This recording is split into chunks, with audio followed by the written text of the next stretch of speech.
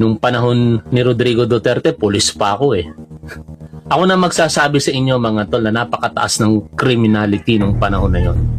No? Ako nga mismo, pulis ako, takot ako eh sa labas. Bakit? Kasi hindi mo alam, baka madamay ka, bigla na lang may babaril sa'yo. Lucky akong on guard noon. Ang pinaka-worst doon, maisingit ko lang ito. Totoo ito eh. Ha? Totoo itong sinasabi ni Congressman Benji Abante Jr. Isa po akong buhay na patotoo dito. Ha?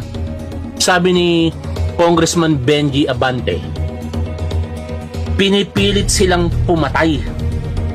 Ito ang ibinunyag ni Manila 6th District Representative Benny Abante kaugnay sa pamimilit umano sa mga kapulisan na pumatay ng drug pushers at drug addicts.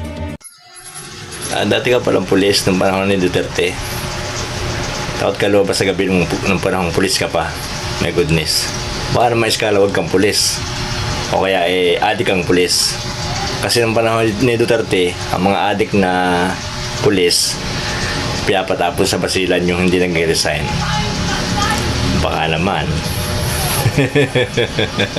Isa ka sa mga eskala bago, isang adik na pulis. My goodness.